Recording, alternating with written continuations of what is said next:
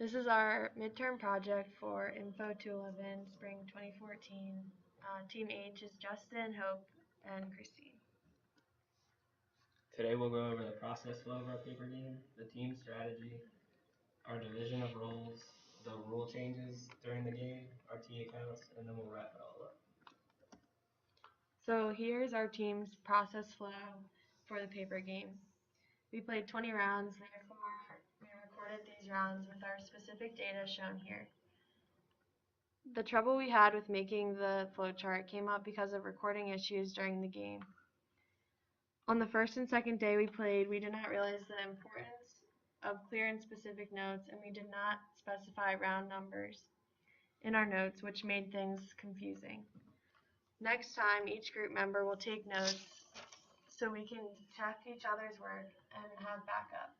Because of these note-taking issues, our information is inconsistent in the beginning, in addition to completely missing information from rounds 8, 9, and 10, shown on the flowchart as missing or no info. As you can see, we included accounts receivable, the amount of squares sold, both original and specialty, if applicable, as well as the amount of inventory that we bought in each round. For example, if we look here at round 14, we received $120 from our sales in round 12. Then our team decided to sell 20 squares, making our accounts receivable $200 because the market value was $10 per square at this time in the game. Then in the same round, we bought 2 sheets of paper, increasing our accounts payable by $24 and increasing our inventory by 12 squares. This step leads into the next round, and the same process continues throughout the game. At the beginning of the paper game, we did not have a complex strategy. It was basically to buy low and to sell high. As the game went on, we realized that at any price we buy, we could always at least break even, making the buying process a non-risk situation. So we began to buy every single round. Then with the rule changes, it didn't affect our strategy because since both the die numbers for buying and selling were either doubled or tripled, the significance of buying or selling weren't over top of one another. I was the runner for our group. I also wrote the sales orders, receipts, and kept up the cash register.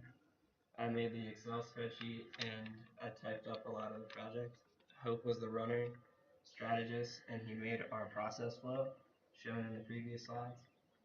And then Christine is the bookkeeper.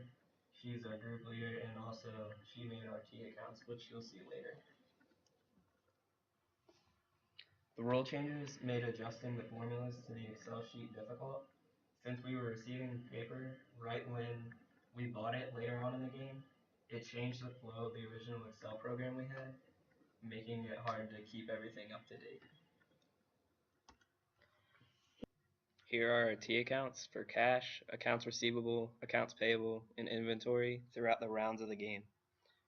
During class, we did not make actual T accounts, but instead we took notes so that way we could make T accounts later on because we felt like the game was moving very quickly.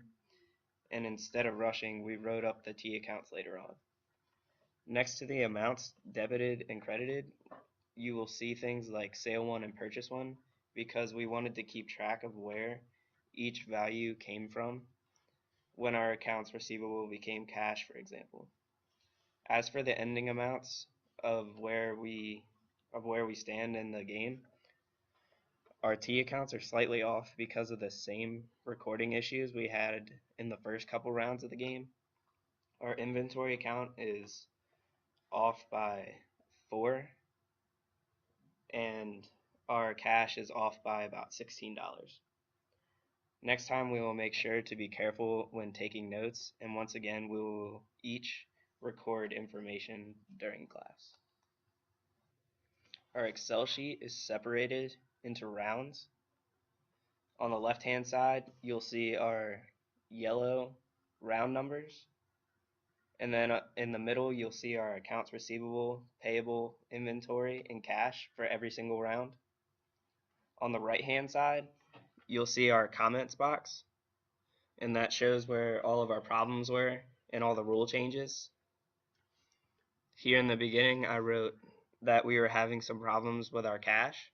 It was adding it twice in some amounts, and so that we showed this problem here on the right hand side. Overall, I thought we all worked well as a team. We learned a lot about business strategies and the importance of good bookkeeping, both in Excel and on paper.